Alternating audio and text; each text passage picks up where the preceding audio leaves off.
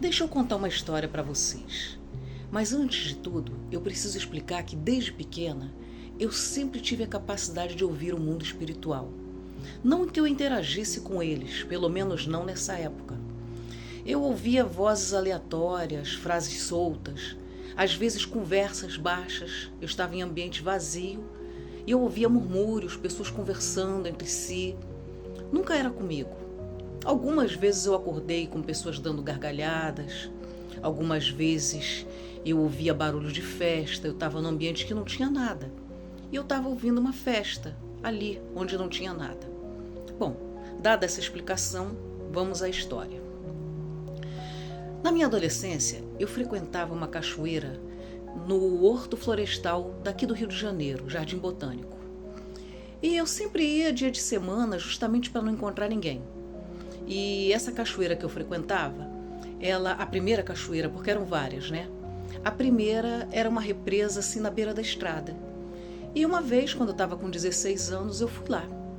Nessa situação assim, sozinha, dia de semana, para ter privacidade, fazer minhas meditações, cheguei lá, mergulhei, nadei, fui lá na queda d'água, tomei um banho de cachoeira na cabeça e fiquei ali aproveitando. Quando eu cansei, eu saí de dentro d'água e fiquei na beira da represa, ali me secando e olhando o entorno, olhando a floresta, olhando para as árvores.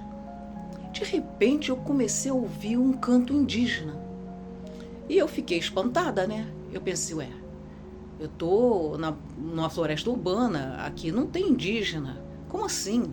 Mas tinha um indígena cantando. Eu falei, mas tudo bem, não é porque não tem reserva que não possa ter vindo um indígena para cá e agora está cantando. E eu fiquei apurando o ouvido para ver de que direção que vinha o som. Só que, para meu espanto, em princípio eu achei que o som estava longe, mas não estava. O som estava perto. Aí eu fui apurando o ouvido, tinha um barranco atrás de mim. Eu virei, fui indo na direção do barranco, percebendo que o som vinha dali. E nesse barranco tinha um buraco, formando um nicho. E dentro desse buraco tinha uma imagem. E eu fui me aproximando. Quando eu cheguei perto, eu vi que era a imagem de um nativo americano. Não era caboclo de Umbanda, não. Era a imagem de um nativo americano, com roupa mesmo típica do indígena americano. Ele tinha um cocar imenso de penas brancas, o cocar dele ia até os pés. Ele estava agachado, não consigo me lembrar se ele estava de cócoras, ou ajoelhado, ou de perna cruzada, mas eu lembro que ele estava agachado, olhando para frente e para cima, o cocar muito grande e de roupa.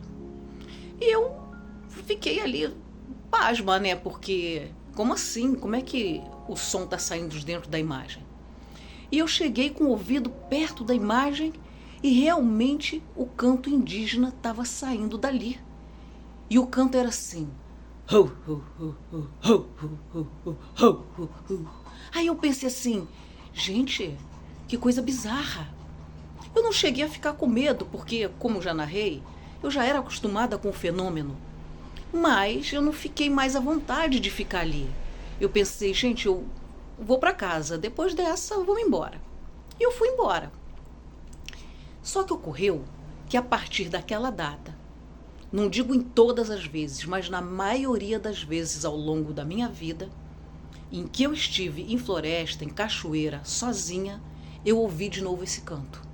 Por toda a minha vida. E aí passou.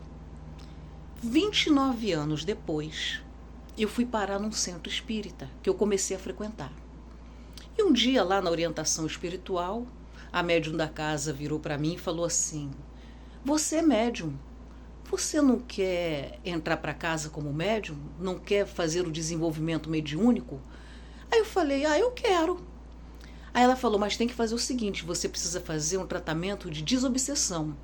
Aí eu falei, e como que é isso? Ela falou assim, você vai frequentar 9 semanas.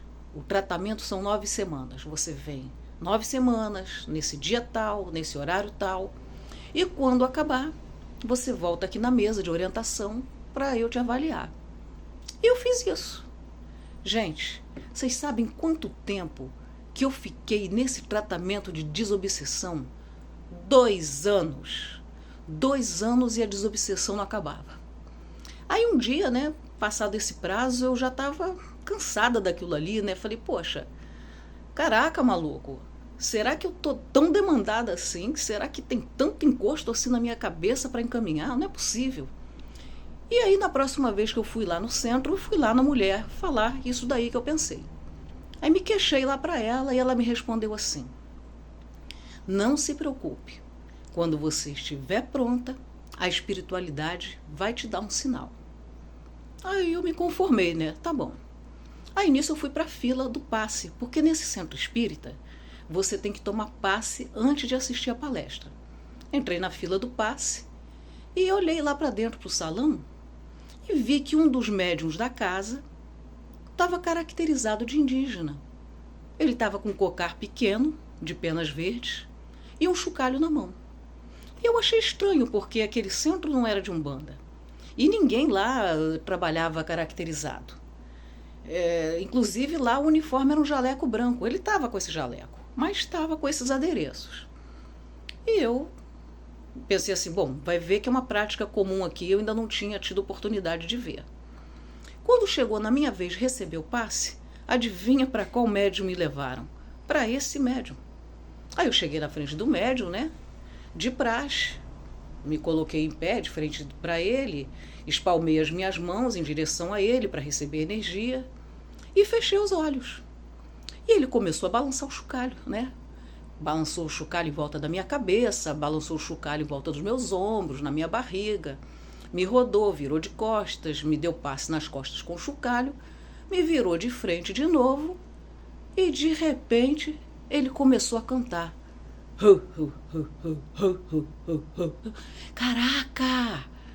Eu falei, meu Deus, o espírito que sempre me acompanhou está se apresentando na cabeça do médium. Gente, eu senti uma emoção tão grande, um acolhimento tão grande. Sabe, quando você passa a jornada da tua vida e você se sente tão só, sabe, tão abandonado, tão sem acolhimento, tão sem ter um colo. De repente, aquilo que tinha acontecido a vida inteira, eu não tinha olhado com esse olhar. Naquele momento eu percebi que eu nunca estive só. E eu fiquei muito emocionada e muito feliz. Aí quando acabou o passe, eu nem fui para a palestra, né? Eu fui correndo para a mesa da orientadora espiritual e falei para ela o ocorrido, contei tudo o que tinha acontecido. E ela virou para mim e falou assim: esse foi o sinal, você está pronta, pode subir para o estudo mediúnico. E aí, finalmente eu iniciei meu estudo mediúnico nesse dia.